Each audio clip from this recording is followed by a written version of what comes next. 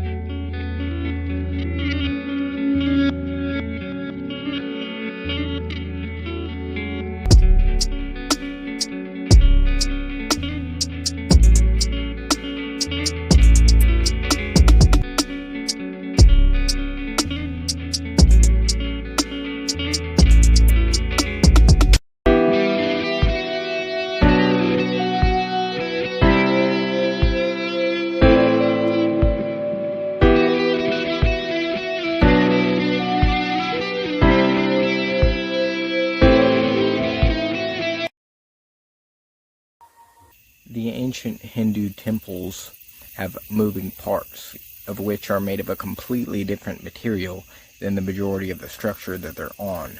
Some of them have like strange balls within them, which are impossible to get out, and it's made of something completely different. So how'd they get it in there if you can't get it out? And a lot of these moving parts could be ancient locking machines. You turn, these parts a certain way, in a specific way, and then unlock some kind of secret door, and then also it could be used to turn on lights. Ancient Hindu safekeeping practices to unlock hidden chambers. This is a movable stone chariot. There was concrete placed at the base of it to prevent visitors that were vandalizing from moving it. This Hindu statue is said to be lit up once a year when the stone chariot moved at a certain rate of speed, and these swinging at a certain rate of speed will actually light up bulbs at the end of them. This book, Giants on Record, America's Hidden History, behind the mounds of the North American continent, which they have been documented in news articles and archaeological excavations, that the skeletal remains within these ancient Native American burial mounds on average of 8 or 7 to 8 feet tall, but most of them have been even 17 to 18 feet tall. It documents in this book pictures that were taken to be put in the original article, documented all the measurements, and it has been shown consistently throughout each of the reports that these skulls are in fact giants. They were giant humans living civilizations on a large scale in ancient times.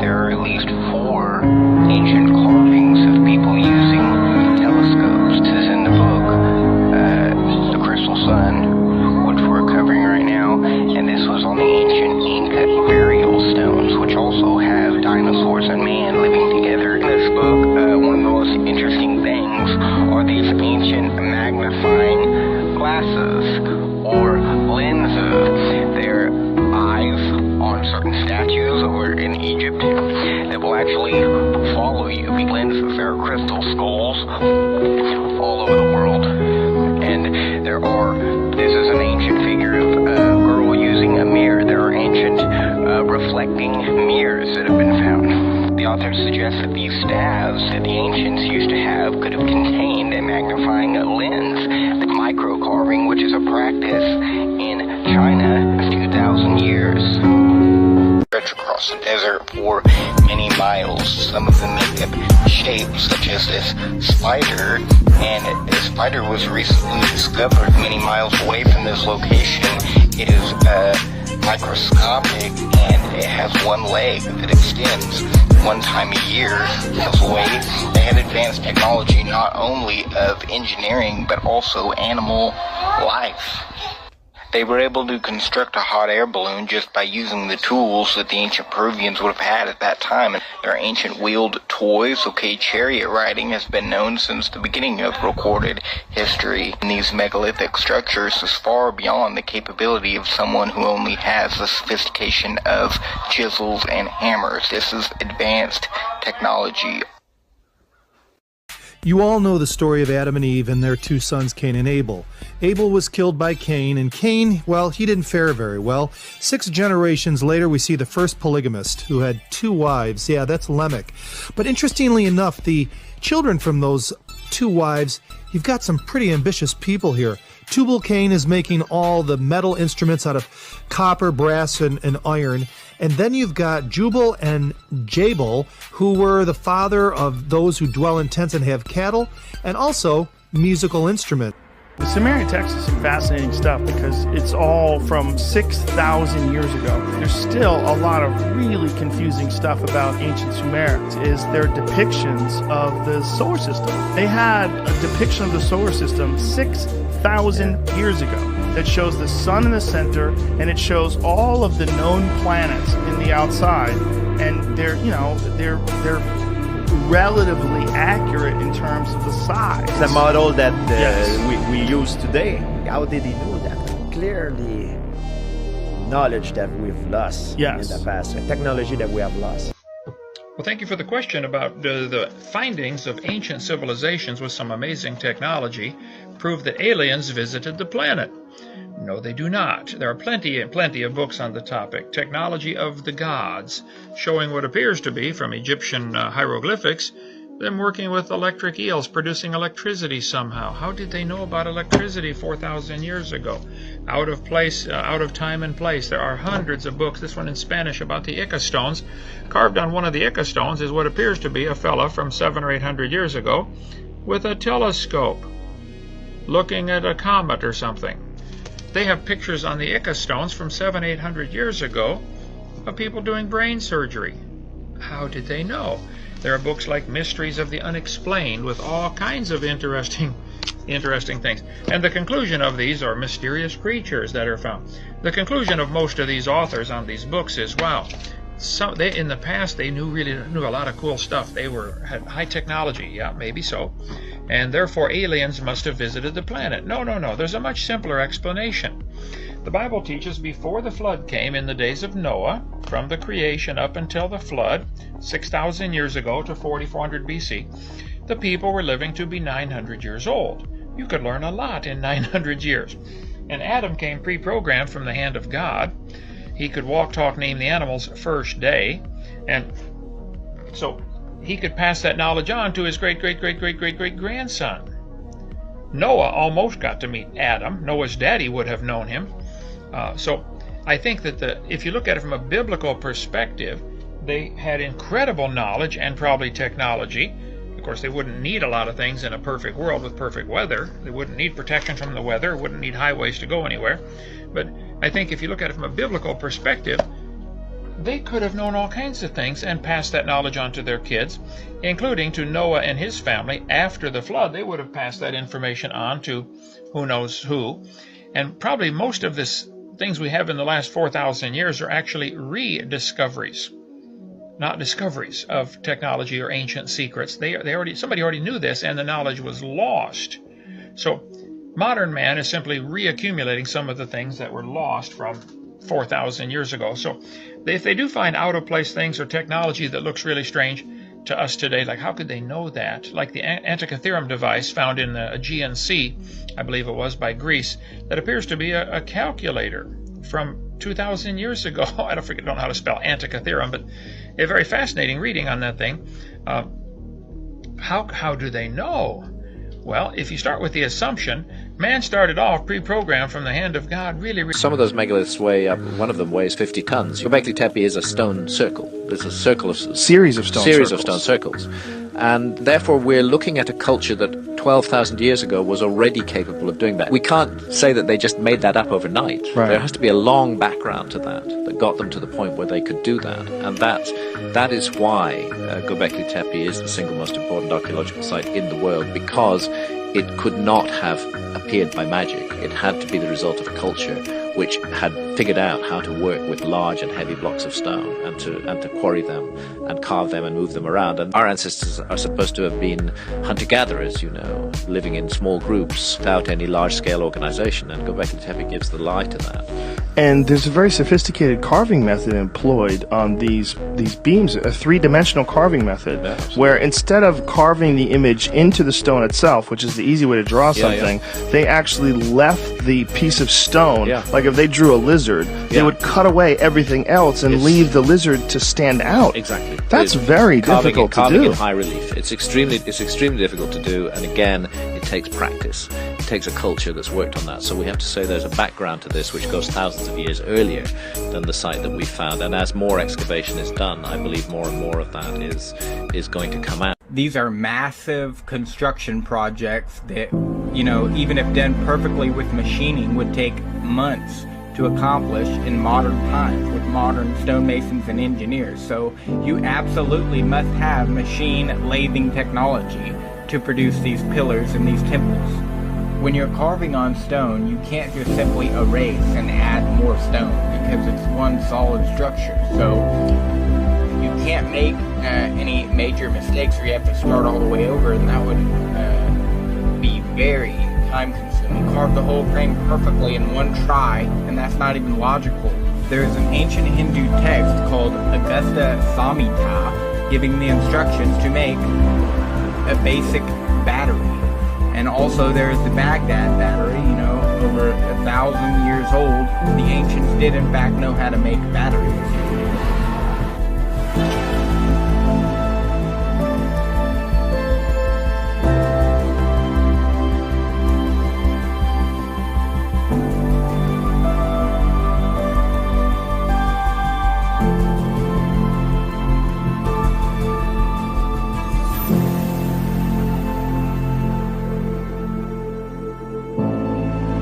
The ancient Hindu lingams often resemble sources of energy themselves. Some of them are even able to turn, and so they could have been an energy device enabling a lathing machine to be powered by battery technology.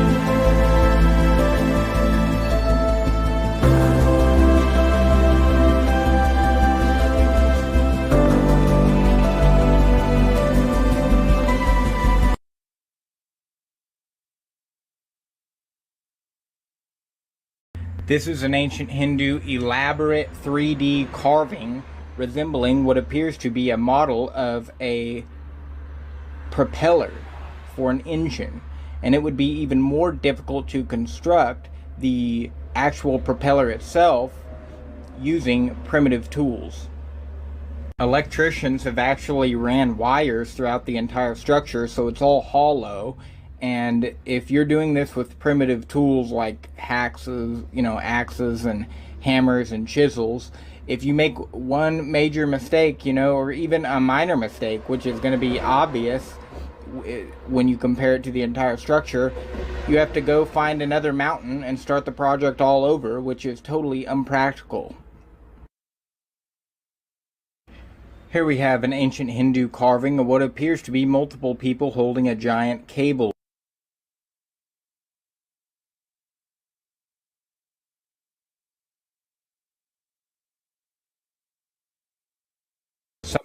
Ceilings of the Hindu temples have perfect arches, which merely requires primitive measuring tools, but in order to cut into solid stone granite blocks, you're going to have machine cutting technology or laser cutting technology.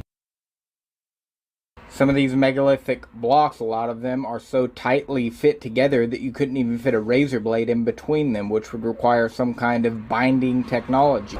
They cut out a T shape in the two blocks and then put molten metal in them in order to fasten them together, kind of like Lego blocks.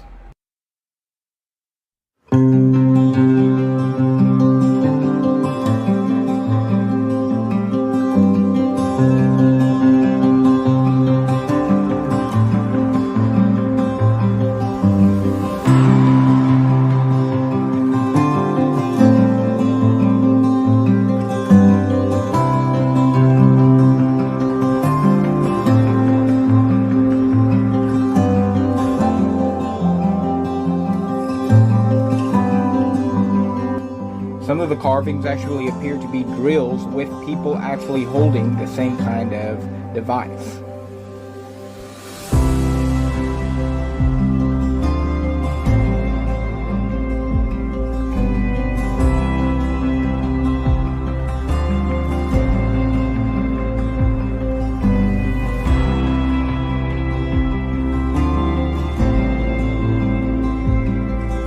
Some of the carvings are, no bigger than an inch in diameter, so it's micro carving, another testament to drilling technology. Otherwise, they would have had to practice this for, probably hundreds of years for them to be able to get it right to where they don't make a mistake. You're carving into a huge block of stone, you're making a little tiny carving with minute details.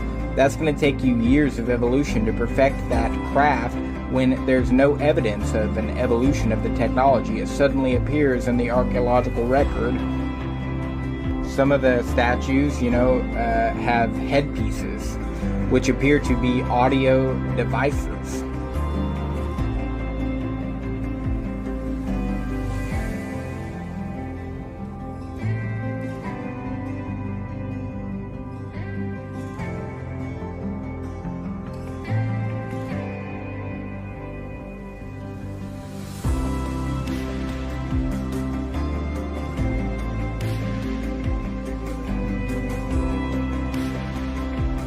Listen, I want to show you exactly how tight these rocks are. I'm going to get real close here in just a second.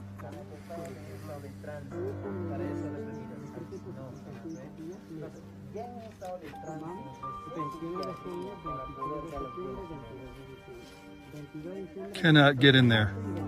9/100ths of a millimeter. Ollantaytambo, Peru. With all that science knows and with all the chest pounding that the Incas say that they're the ones who did this, the Spanish, when they were over here in the 1500s, says either it was magic or giants that constructed these megalithic structures. Just take a look at the size of these. These 6 stones, okay, they were thrown off the other side of the mountain when they were quarried and they dragged them across the valley. I get that.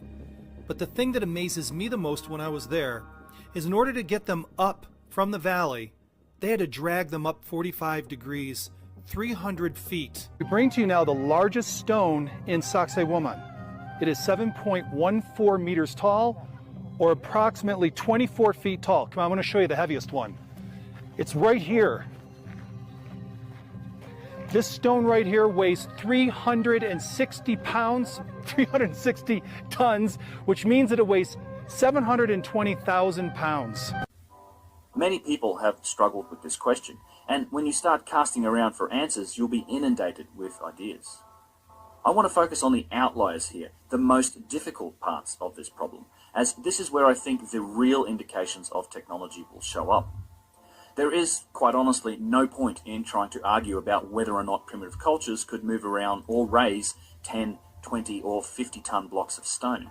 There's plenty of evidence that they could and did do such things, using wooden levers, capstans, or other methods, and it's something that's been demonstrated any number of times. Where I think the truth begins to emerge is when you start getting into the explanations for the corner cases, the most difficult elements of the problem, which are the really massive single-piece ancient objects, and here we're talking about multiple hundreds of tons. At this point, material strength becomes a real issue, and wooden tools, levers, sleds, and primitive methods just aren't going to cut it. In the quarry at Aswan, the unfinished obelisk there is estimated to weigh some 1,200 tons. If it were finished and detached, It would first have to have been lifted up out of its place in the bedrock around 20 feet up into the air, then moved down the side of a very rough and uneven mountain of granite, transported to its destination, wherever that was going to be, and then erected upright into place. The key element to the logistics problem of the unfinished obelisk is the lifting of it out of its bed in the quarry and then transporting it down over the steep and rough ground to the Nile, which is nearly a mile distant. This aspect of the work is the detail which is mostly left unaddressed by modern attempts to explain how it might have been moved. These attempts to explain it are often made by referring to other large objects that our civilization has moved in recent centuries.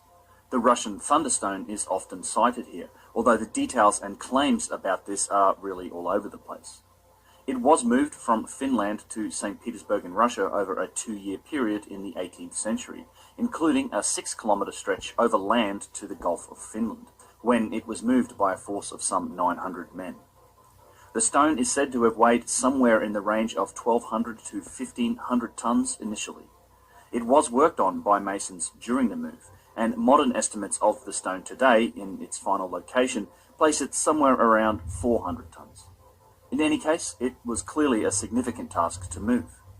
The workers achieved this by first waiting for the ground to freeze, undercutting and shoring up the stone on a steel platform, then slowly moving it over tracked iron rails with large brass ball bearings in the tunnels between the top and bottom rails. Capstans were used to provide the force to slowly drag the stone over the rails and overcome friction. If you look closely at this image of the thunderstone in motion, you can see the rails, the ball bearings, and the capstans. There's a very good article about the thunderstone on Graham Hancock's website if you're interested in learning more about this often cited example, and the link is below in the description. Note that there was not any lifting of this stone at any point, so this example cannot be used to tackle the lifting up 20 feet out of the quarry, nor the transporting down over steep and uneven ground problems that are presented by the unfinished obelisk. Nor, for that matter, does it address the challenge of standing the obelisk upright, presumably on a base for its intended final placement. To refute your hypothesis, like for me the answer would be like if Göbekli Tepe turned out to be what you think it might have been, the place where advanced ancient civilization once inhabited or they used it. Where are the metal tools? Where are the writing, the examples of writing? Perhaps a decision was made not to use metal. Perhaps a decision was made that errors had taken place, that in reinventing civilization we shouldn't perhaps go down quite the same route as before. Perhaps writing isn't always an advance. Perhaps an oral tradition which records in memory, which enhances and uses the power of memory, may be a very effective way of dealing with information. We regard writing as a... In the journal Nature, the most prestigious scientific journal in the world, there was published an article that humans, or maybe Neanderthals, lived in San Diego area 130,000 years ago. This is an order of magnitude older than the Clovis date. This was the mastodon bones they found that were mastodon smashed. Bones, yeah. So here's an example of how, okay, so clearly there's not some conspiracy to keep alternative people or fringe or radical theories out. It was published in peer-reviewed, the most prestigious journal in the world. There it is. And then what happened? Well, hasn't there been a massive reaction to that and lots of scathing remarks by other academics? Yes, but that's normal. That's how science works. Yeah. You get pushed back. You got to have a thick skin. It's just the way it goes. You've got to have a thick skin. That's for sure. But maybe sometimes your skin is so thick that you just can't sense anything around. Well, you. of course, we don't want that either. I mean, So what do you think is going on when you look at something like Göbekli Tepe that's covered up purposefully, right? Yes, deliberately buried. Again, I cite Klaus Schmidt. He's the authority on this. He's the excavator. He absolutely adamantly insists that site was deliberately buried and finally covered with a hill, which is what Göbekli Tepe means in the Turkish language, pot-bellied hill. Yeah. And you're talking about something. Give me the perspective of how large they believe it is currently, as of current. What's excavated at the moment is on a scale of Stonehenge. What's under the ground may be as much as 50 times larger. Jeez. But at Göbekli Tepe, no one lived there. There's no tools. There's no. Well, you're talking about 12,000 years old, though. But if it's buried, there should be pottery. There's no pottery, no writing, articles of clothing. No one lived there. Well, you're saying nobody lived there, so why should they have pottery? Why should pottery be in the fill? Why would how they about- why would they go along and break some pots and stick it in the artificial but how fill? about something? They're trash when something that would indicate it's different. A different kind of people than what we're used to seeing in the archaeological record. Well, in other words, it's just rubbish that they poured in. It's just stones and earth, buckets of it. In other words, Graham, for you to gain support for your theory amongst mainstream archaeologists, they want to see positive evidence to overturn the old theory. In other words, the burden of proof is on the person challenging the mainstream. I completely agree. In every field. But isn't there some proof that the mainstream idea of these hunters and gatherers never had anything in what the theory was that would indicate these people were capable of building something even remotely the size of Göbekli Tepe? Yeah, to me, that's the stunning beauty of this find. It overturns our ideas of primitive hunter-gatherers that could not do this. Apparently, they can. That's one possible assessment. That's right. So this, I call this, somebody else calls it, the bigotry of low expectations. You know, it's like we had this kind of low expectations for these hunter-gatherers. Maybe we should jettison that idea. And in my own other field of the history of religion, they also threw that off because this apparently was a kind of a spiritual, religious. That's the wrong word. They wouldn't have used. Actually, nobody can know that. That's right. So, but if it was, this is the big National Geographic article emphasized that. Maybe this is the very first religious, spiritual temple ever built because they didn't live there, so they went there for a reason. Isn't it also possible that this is signs that civilization was more advanced 12,000 years ago than we thought? Okay, more advanced. What do we mean by advanced? We're talking about the ability to construct an amazing structure. Well, okay. How big was it? Like, how tall are these stones? Some of them are 20 feet tall. Yeah, but some of them are smaller with astronomical alignments. Klaus Schmidt called it a center of innovation. He was intrigued by the way that agriculture emerges around Göbekli Tepe at the same time that Göbekli Tepe is created. I mean, he went on record with me, perhaps he's not right, but he went on record with me as saying that was the first agriculture. These were the people who invented agriculture. Now, to me, the notion that a group of hunter-gatherers wake up one morning and invent megalithic architecture, the world's largest megalithic site, and at the same moment invent agriculture, stretches credulity a bit. And I think I would prefer to propose, and I have proposed, that what we're looking at is evidence of some kind of transfer of technology, that people came into that area who had other knowledge, and that was applied, and perhaps they mobilized the local population around this site. Perhaps that's precisely why we see agriculture developing there. So perhaps... Pause here for a second, because what we know for a fact is that the carbon dating in all the area around Göbekli Tepe is somewhere around 12,000 years. Is that correct? 11,600 years ago is so the earliest they found so far, but a great deal of Göbekli Tepe is still underground. Right, so at least what we know is someone built some pretty impressive structures 11,600 years ago. 7,000 years before Stonehenge. So when that story broke, this is long before you came along with your book, it was controversial in the sense that we thought hunter-gatherers could not do something like this because to do that you need a large population with a division of labor and so forth. And so what the response to archaeologists was, well, I guess we were wrong about hunter-gatherers. Maybe they can do more stuff than we gave them credit for. So why is that not a reasonable hypothesis versus it was actually advanced, but we mean something completely different by advanced, not writing and metal and technology. We mean, I don't know what you mean. What do you mean? Well, I mean, we have a body of archaeology which goes on for decades, which is saying that megalithic sites, for example, Gigantea in Malta or Hagareeb or Manidra, megalithic sites date to no older than 5,500 to 6,000 years old. Gigantea would push it close to 6,000 years old. And there are no older sites than that, and therefore the megalithic site is associated with a certain stage of Neolithic development. Then along comes Göbekli Tepe, 7,000 years older than Stonehenge. Incredibly sophisticated site, very large scale. I mean, Klaus Schmidt, sadly he's passed away. I spent 3 days working the site with him. He was very generous to me. He showed me a lot. He talked to me a lot. And he said basically 50 times as much as they've already excavated is still under the ground, that there's hundreds and hundreds of giant stone pillars that they've identified with ground penetrating radar. He's not even sure if they're ever going to excavate them. But by all accounts, we are looking, if we take what's still under the ground into account, we're looking at the largest megalithic site that's ever been created on Earth. And it pops up 11,600 years ago, with no obvious background to it. Now, even though that these things never actually happened, as the obelisk is still in the quarry today attached to the bedrock, one has to assume that there was a plan and a methodology in place to tackle these tasks. Any attempt to explain how this was done in antiquity must take these elements of the problem into account. If you're going to insist that it was the dynastic Egyptians, and as there are many other massive monolithic objects on Old Kingdom sites, objects that must have been quarried and moved, then the solution must account for the tools and techniques of the Old Kingdom Egyptians.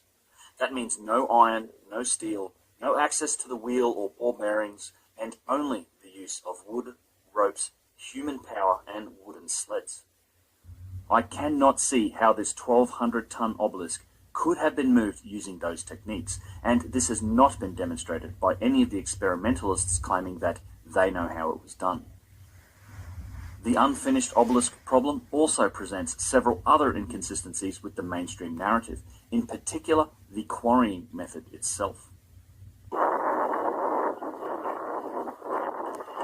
This is how they made them, apparently.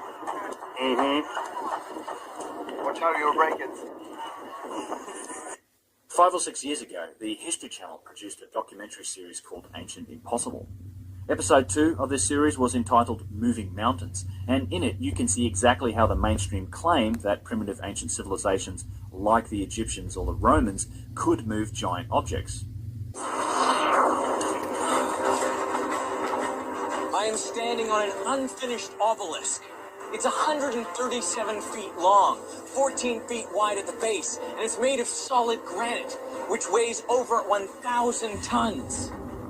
While looking at the unfinished obelisk at Aswan, the same old dolerite pounding stone theory is passionately trotted out, and they flat out dodge the hardest aspects of the unfinished obelisk problem, namely how you lift it up around 20 feet or so into the air to then get it out of its trench and transport it down a granite mountainside. Digging down through 14 feet of solid granite, some of the hardest rock on the planet. And the only tool you have to do this is a dolerite rammer.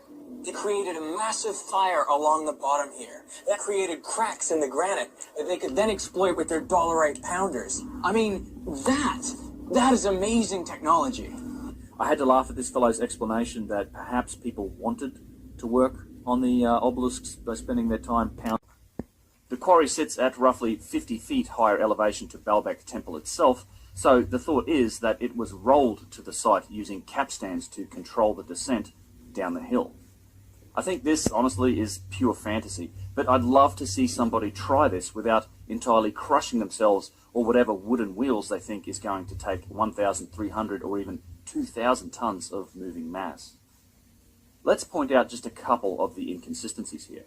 Firstly, this solution seems to have been created specifically for the stone of the pregnant woman, or at least the shape of it as we see it in the quarry here. The trilithon stones, all three of them, along with the even larger stone that's still buried in the quarry, appear to be shaped quite differently to this stone. And I'm not sure you could use such a solution for the shape of these other stones. Secondly, the trilithon stones were also lifted up to be put into place in their final position, as well as being precisely shaped, leading to circular logic that goes nowhere. Something like this, an example. The Old Kingdom granite monoliths, like columns and boxes, must have been made by copper chisels and pounding stones, because that's what we know that they had. There's no proof they did it any differently. Meanwhile, analysis of the objects themselves and the technology needed to make them is direct evidence for such an advanced capability. After all, we have the objects, which is the result of the tools, and we have the markings, which is the signature from the tools. Yet this evidence is dismissed because there have been no tools found. Therefore, the Egyptians must have made them with copper chisels and pounding stones, because that's what we know that they had. It's a circular argument, and it's a neat way of avoiding addressing the actual evidence for precision and high technology in these ancient objects. Just ask, where are the tools, and walk away. Never mind the quantifiable proof that we have of their use that is represented by the objects themselves.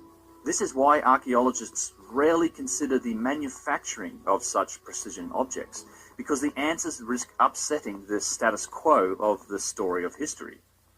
If you're asking about the analysis of the inside of the vases, We only dealt with the contents. We haven't worked on the techniques used to make the vases. If the Old Kingdom Egyptians didn't have the capability to actually do this work, then who did? And when? Many main claims of Flinders Petrie, claims for a spiral groove on the famous drill core number 7, and these grooves indicate advanced technology, and these grooves were both measured and confirmed by Dunn with modern tools. I also show how Dunn exposed the entire establishment argument against Petrie's claim, boiling down to some deliberately manipulated and tilted photographs in a textbook. These photographs were tilted in order to make the groove look horizontal on the page rather than spiral. This actually gets quoted as an authoritative source in other mainstream textbooks. You see, we just can't have new discoveries or scientific evidence upsetting the mainstream narrative. Wikipedia pages get edited, photographs get tilted, and Göbekli Tepe was nothing more than a weekend playground for bored hunter-gatherers. The $6 holes and cores, striations and lines of varying fineness that indicate degrees of machining. Many of the objects with such marks come from sites known to exist during the Old Kingdom period of ancient Egypt, or from other parts of the world that also had an equivalent Bronze Age technology, typically with no access to iron or steel tools. The tools that are found that come from these periods are primitive hand tools, flint knives, copper or bronze chisels, adzes, or stone pounders. These do not produce machining marks, and clearly none of them were mechanized or powered. What's more, the Old Kingdom was not thought to have had access to the wheel, yet in many Old Kingdom locations we can see the evidence for precise and powerful tools that certainly operated on principles involving the wheel, and that seem to have cut through incredibly tough material like granite, diorite, or basalt with seeming ease. Some of these machining marks left consistent and measurable arcs that we can use to estimate the saw's size, and these tools must have been truly monstrous. They must also have been powered by some mechanism. Perhaps my favorite example of what must have been just a huge circular saw, or perhaps a swing saw, is found at the Old Kingdom site of Abu Sir.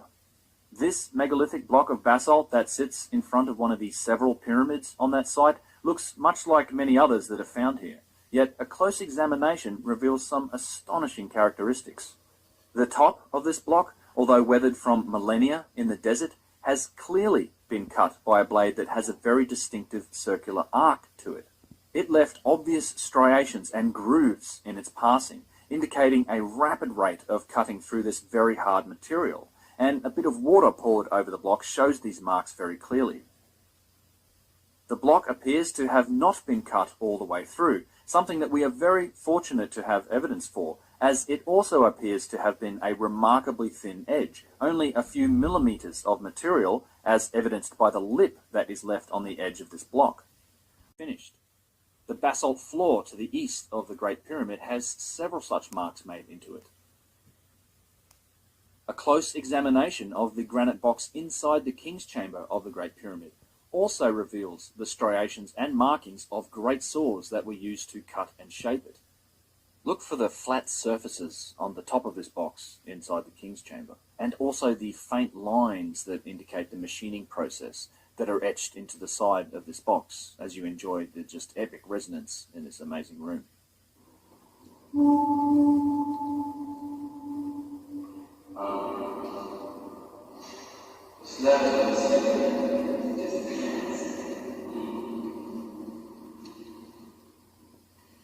Not less than 60 feet. Each one of these slabs cannot be less than 60 pounds. But maybe more.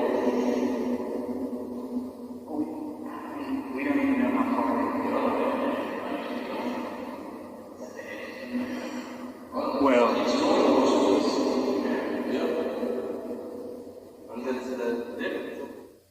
when it comes to these types of boxes, these giant saws were obviously also used to cut the lids from the same original block of stone that the boxes themselves were shaped from. And in the Egyptian Museum in Cairo, there is what's known as the unfinished box. It has a huge saw cut showing how the lid was being removed from the back of the stone block. I've also seen photos of circular saw marks made into stone at Tiwanaku and Pumapunku in Bolivia, although I can't seem to find the photographs that I've seen of them despite searching around a fair bit. Maybe you guys can help me out in the comments section below and point me to some of these examples. It's certainly something that I'll be looking for the next time I get to visit that incredible place. And just as a reminder, using circular saws like this isn't the typical way any civilization quarries stone, right up until we get into the modern mechanized age. In these days, we do indeed use huge circular saws or swing saws or other types of mechanized saws in order to cut granite, but until barely 100 years ago, the technique used in the field to cut through granite was far different and far more primitive.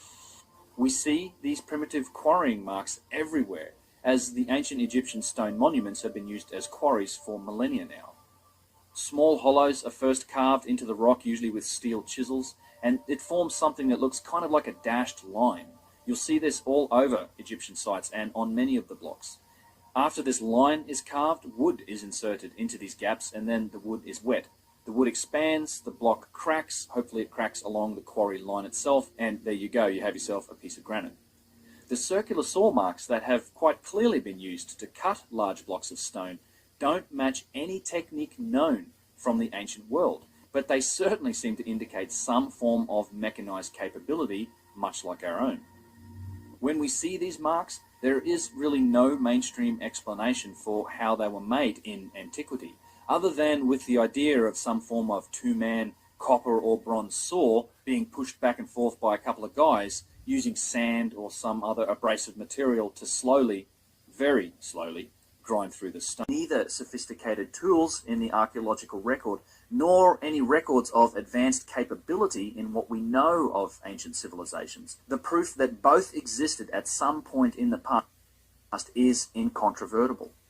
The results of sophisticated tools and the results of these processes are still sitting right in front of our eyes in the megalithic objects and architecture that puzzle and captivate so many people from all around the world. Perhaps the best example of measured ancient precision is found in a place that I've talked about extensively on this channel, the Serapeum of Saqqara. In terms of smoking gun evidence for ancient high technology, this underground labyrinth and its 24 huge megalithic boxes is really at the top of the list. The precision of these mighty single-piece boxes and their lids, some of which weigh up to 100 tons, is measured in straight lines, in flat surfaces, and in the perfect squareness of corners and relative faces. These are easily understood dimensions of precision, dimensional proportions of objects like the tiny stone jars and the giant granite statues afterwards. I have a 5-part series of videos dedicated to the Serapeum that's on my channel, so I'll be brief here. But if you haven't seen them, please do check. Some are tiny, almost as if their makers were teasing us with their capability, and some are quite large, but they all seem to display a frankly astonishing degree of symmetry and precision. This jar is one of my favorites, and it seems to have been so precisely made and so well balanced that it can stand upright on its tiny base, almost like an egg standing up on its tip. Many jars seem to be made this way, and while I've not had the privilege of handling them directly in order to test this, I'd like to see anyone try and make these by hand with copper chisels and the known techniques of ancient Egypt. All I can say is good luck. While some vases or jars seem very solid, others are almost ridiculously thin, to the point of transparency, like these examples. In some cases, like this vase that has suffered some damage, we can get an idea of just how thin this material is. Shaping and carving out the inside angles and the inside cavities of these jars, some through very long and narrow necks, and then keeping the material thickness consistent and accurate is an extraordinarily difficult challenge when working in very hard stone. Take a look at this huge granite jar. It's attributed to the Archaic Age. This is very much like the Serapeum boxes. We have here evidence for some very poor and badly aligned early forms of writing that barely scratch the surface of what is essentially a precision object that's made from very hard stone.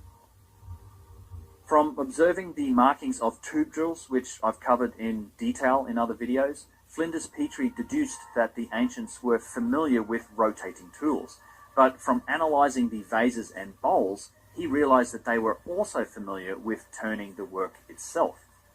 He concluded that they must have used something that's similar to a lathe, with features like mechanical tool rests, in order to manufacture these objects. Quoting Petrie from his book, The Pyramids and Temples of Giza, quote, "The principle of rotating the tool was, for smaller objects, abandoned in favour of rotating the work, and the lathe appears to have been as familiar an instrument in the 4th dynasty as it is in modern workshops. The diorite bowls and vases of the Old Kingdom are frequently met with and show great technical skill." For the best technological analysis of the precision manufacturing techniques that must have been used to shape these behemoths, once again we turn to the work of Christopher Dunn. By analysing a huge array of photographs that he captured during several visits to the statues, Dunn has shown that some incredibly complex geometric engineering and precision manufacturing was involved in creating these statues. Not only that, but this plan was executed to perfection again and again. We start this analysis with the hedjets and the peshents, which are the elongated crowns that sit on top of these statues representing Upper and Lower Egypt, and several of these crowns have been detached from these statues. Dunn shows how they are the result of an extremely complex series of compound radial curves and spherical geometry that's been made into 3 dimensions, and then these precise shapes were repeated from crown to crown. There are no flat surfaces here. This is something far more challenging, yet the smoothness and the consistency of the arcs in the shape are basically perfect, and they seem to be replicated exactly from one example to the next, and next, and next.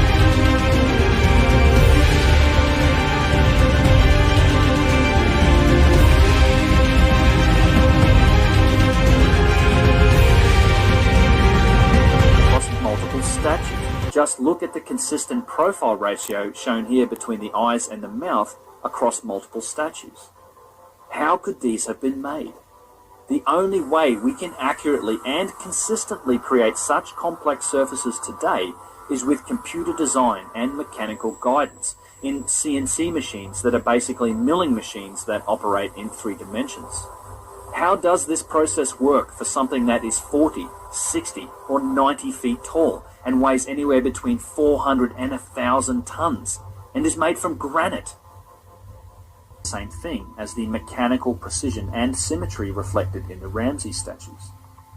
David is utterly and emotionally human in its lack of symmetry, whereas Ramses appears to be so inhuman or perhaps beyond human because of its symmetry. And what's more, it's made out of granite. This substance is orders of magnitude more difficult to work in than marble, and modern sculptors understand this. Chris Dunn contacted contemporary sculptor Mike Leckey, whose beautiful touch in marble resulted in pieces like this one, called Bather in Marble. I'm quoting now from a letter from Mike Leckey sent to Chris Dunn on the subject of the Ramses statues. Quote, "Dear Chris, thank you for this opportunity. I've been interested in Egypt and its sculpture since I was a child. As a stone sculptor, I can say that the granite of the Ramses head and figures is an extremely hard stone, and I believe tools much more durable than hardened copper chisels must have been used in the carving process. It would be necessary for me to upgrade my normal tools to carve such granite. My modern diamond blades and grinding points would be worn out before the head was started. The ancient carvers must have had advanced technology.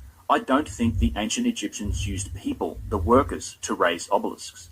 They used very advanced engineering techniques. I think that is the true way." End quote.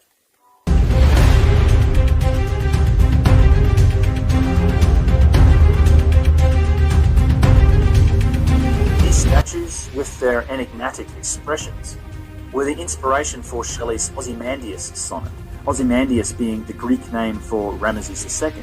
And when pondering these mighty works, you can begin to understand the iconic phrase from that sonnet.